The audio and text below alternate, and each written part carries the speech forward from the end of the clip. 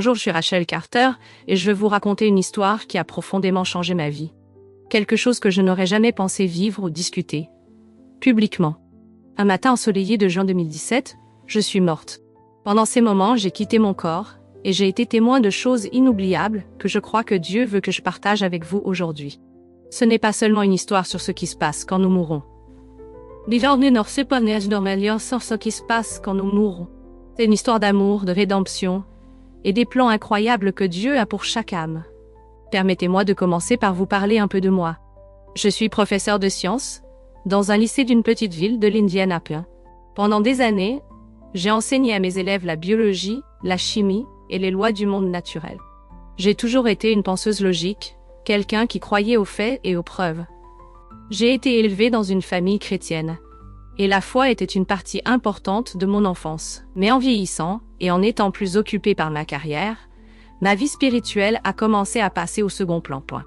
Je croyais toujours en Dieu, mais je ne me sentais pas connectée à lui. L'église était quelque chose à laquelle j'assistais pendant les vacances, et la prière était quelque chose que je faisais quand la vie devenait difficile. Ce matin de juin a commencé comme n'importe quel autre. J'ai assez mes chaussures de course pour mon jogging habituel du samedi matin. J'aimais courir. C'était mon moment pour réfléchir, me vider la tête et profiter de la beauté de la création de Dieu. Le soleil brillait, les oiseaux chantaient, et tout semblait paisible. Mais alors que je courais sur un sentier familier, quelque chose d'inattendu s'est produit. De nulle part, j'ai ressenti une douleur aiguë et écrasante dans ma poitrine. C'était différent de tout ce que j'avais jamais ressenti.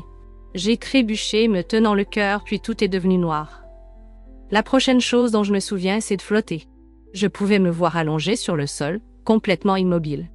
Un passant s'était arrêté pour m'aider et était au téléphone avec le 911.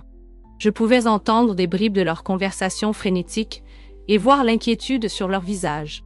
Mais voici la chose étrange. Je ne me sentais pas effrayée. Je ne ressentais ni douleur ni panique. Je me sentais calme, comme si j'étais tenue dans une bulle protectrice de paix. Alors que je flottais plus haut, j'ai vu les ambulanciers arriver.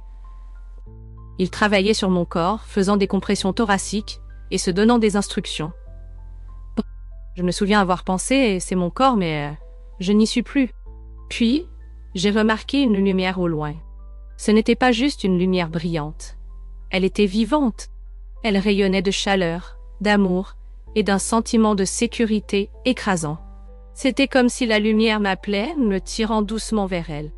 En m'approchant, je suis entrée dans ce que je ne peux décrire que comme un tunnel. Il était rempli de couleurs qui scintillaient et changeaient, contrairement à tout ce que j'ai jamais vu sur Terre.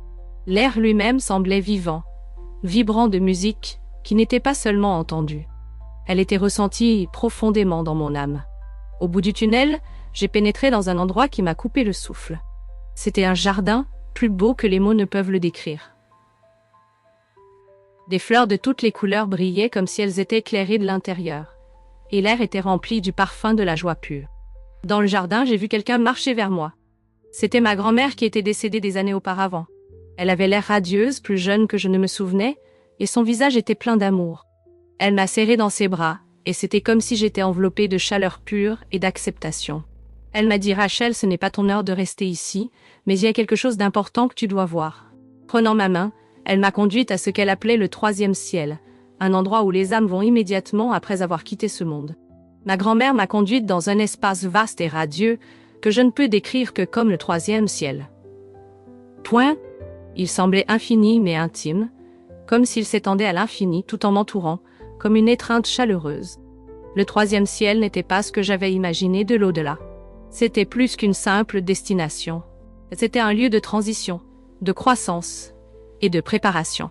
Ma grand-mère a expliqué que c'est ici que les âmes viennent après la mort pour se reposer, réfléchir et se préparer à l'éternité. En regardant autour de moi, j'ai remarqué que le troisième ciel était divisé en zones distinctes, chacune avec son propre but. La première zone que j'ai vue était un endroit de paix et de beauté. Les âmes ici brillaient de bonheur et de contentement. Elles étaient entourées de paysages luxuriants, de collines ondulantes, de ruisseaux scintillants, et d'arbres qui semblaient vibrer de vie. Jésus a expliqué plus tard que c'étaient les âmes de personnes qui avaient vécu de bonnes vies pleines d'amour. Elles n'étaient pas parfaites mais avaient marché dans la bonté, la générosité et la foi. Cette zone était un lieu de repos, où ces âmes pouvaient goûter au paradis en attendant la résurrection finale. En les regardant, j'ai ressenti une joie écrasante. Ces âmes rayonnaient d'une lumière si pure et pleine d'amour qu'elle m'a fait pleurer. Ma grand-mère m'a ensuite emmenée dans une autre zone, qui semblait plus calme et plus réfléchie. Ici, j'ai vu des âmes engagées dans ce qui semblait être des leçons ou des conversations avec des êtres angéliques. Jésus a expliqué plus tard que c'était la zone d'apprentissage. C'était pour les âmes qui avaient vécu des vies décentes, mais avaient des problèmes non résolus, des domaines manquants, où elles avaient besoin de croissance, de guérison ou de compréhension. Par exemple, j'ai reconnu ma meilleure amie d'enfance qui était décédée d'un cancer des années auparavant. Elle était assise avec un ange et semblait parler profondément de quelque chose. Son visage était paisible, mais je pouvais dire qu'elle travaillait sur quelque chose d'important. J'ai appris plus tard qu'elle apprenait à se pardonner pour des regrets qu'elle avait portés de sa vie terrestre. Les anges dans cette zone n'étaient pas là pour juger, mais pour guider, pour aider ces âmes à se rapprocher de l'amour parfait de Dieu. Enfin, ma grand-mère m'a conduite à la partie la plus sombre du 3e ciel. Cette zone était ombragée, mais pas de manière effrayante. Elle semblait lourde, comme si les âmes ici portaient des fardeaux trop lourds à supporter. C'étaient les âmes de personnes qui avaient vécu des vies égoïstes ou nuisibles, rejetant l'amour et la bonté. Elles n'étaient pas torturées ou punies. Au lieu de cela, elles ressentaient le poids de leur propre choix. Mais même ici, il y avait de l'espoir. J'ai vu des anges se déplacer doucement parmi ces âmes, leur offrant de la lumière et les encourageant à se tourner vers Dieu. Une âme a attiré mon attention, un cousin éloigné qui avait lutté contre l'addiction et des choix destructeurs. Il avait l'air si perdu, mais je pouvais voir les anges lui murmurer, lui rappelant qu'il n'était pas trop tard pour se tourner vers la lumière. Jésus m'a dit plus tard, même dans les endroits les plus sombres, mon amour s'étend. La rédemption est toujours possible, mais elle nécessite un choix. Alors que nous traversions ces zones, j'ai soudainement ressenti la présence la plus incroyable.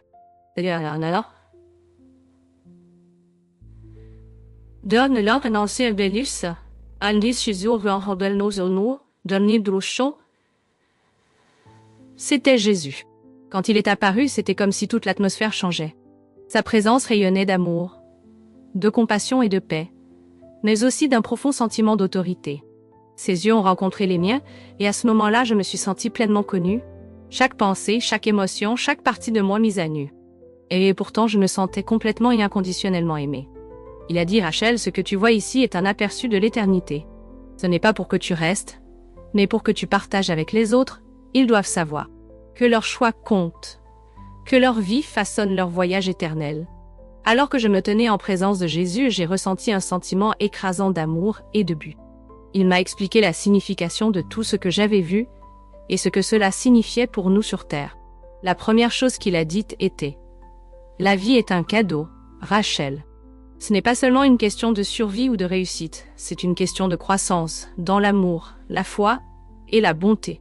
Chaque décision que tu prends, chaque acte d'amour ou de pardon a des répercussions dans l'éternité. » Il m'a montré comment de petits choix quotidiens, des choses comme montrer de la gentillesse à un étranger, pardonner à quelqu'un qui t'a blessé ou prendre le temps de prier ont une signification éternelle. Chaque acte d'amour renforce l'âme et la rapproche de Dieu. Puis il a dit quelque chose qui m'a profondément marqué. Personne n'est au-delà de la rédemption. Même les âmes dans les endroits les plus sombres peuvent se tourner vers ma lumière, si elles le choisissent. Mais elles doivent choisir. J'ai ressenti sa tristesse alors qu'il expliquait combien de personnes vivaient leur vie en ignorant l'amour de Dieu, prises dans les distractions, l'orgueil ou la peur. Il a dit, elles ne comprennent pas combien je les aime. J'ai tout donné pour elles, mais elles doivent accepter mon cadeau. Jésus m'a ensuite montré quelque chose qui a rendu tout encore plus clair. Il m'a montré la terre comme si je la regardais d'en haut. Je pouvais voir des millions de personnes vaquant à leurs occupations, travaillant, riant, s'inquiétant, se disputant. Mais ensuite, j'ai vu quelque chose de plus profond. Je pouvais voir leurs âmes briller de lumière, certaines plus brillantes que d'autres. Ceux qui vivaient dans l'amour et la foi brillaient intensément, leur lumière atteignant les autres. Mais certaines âmes étaient ternes, alourdies par la douleur, l'égoïsme ou la peur. Jésus a expliqué, « La lumière que tu vois est ma présence en eux, ceux qui marchent avec moi. Brillent intensément parce qu'ils reflètent mon amour. Mais beaucoup se sont détournés, et leur lumière s'affaiblit. Ils doivent savoir que je suis là, les attendant, prêt à les remplir de mon amour s'ils le demandent seulement. J'ai alors réalisé que nos choix sur Terre ne concernent pas seulement l'ici, et maintenant, ils façonnent qui nous sommes pour l'éternité. Chaque moment est une opportunité de se rapprocher de Dieu ou de s'en éloigner.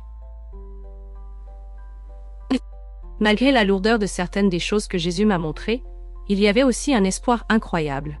Il m'a ramené à la zone d'apprentissage où j'ai vu des âmes travailler à travers leurs défis avec l'aide des anges. Ce sont ceux qui me cherchent même après leur temps sur terre. Ma miséricorde est éternelle.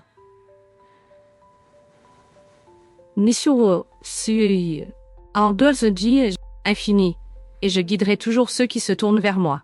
J'ai aussi vu des croyants fidèles qui avaient enduré de grandes épreuves sur terre. Ces âmes brillaient si intensément qu'il semblait que leur lumière pouvait remplir tout l'espace. Elles avaient fait face à des difficultés, des persécutions et des pertes, mais leur foi était restée inébranlable. Jésus m'a regardé et a dit « Dis à mon peuple que leur foi n'est pas vaine. Chaque épreuve qu'ils endurent pour moi sera récompensée.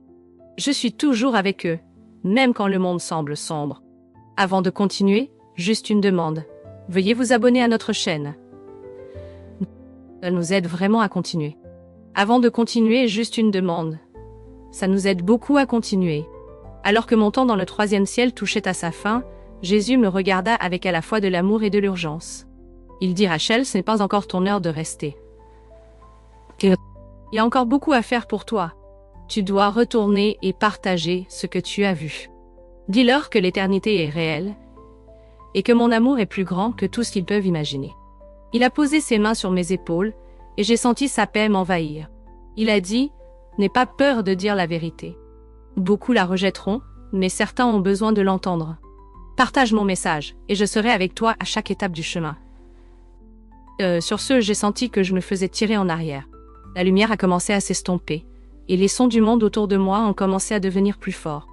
La prochaine chose que j'ai su, c'est que je haletais pour respirer, entouré de secouristes. Ils avaient utilisé un défibrillateur pour redémarrer mon cœur, et j'étais chargée dans une ambulance. J'ai appris plus tard que j'avais été cliniquement morte pendant plus de 5 minutes. Les médecins étaient étonnés que j'ai survécu sans aucun dommage cérébral, ou autre complication. Mais je savais que ma survie n'était pas juste un miracle médical. C'était le plan de Dieu. Il m'avait renvoyée avec une mission, et je ne pouvais pas l'ignorer.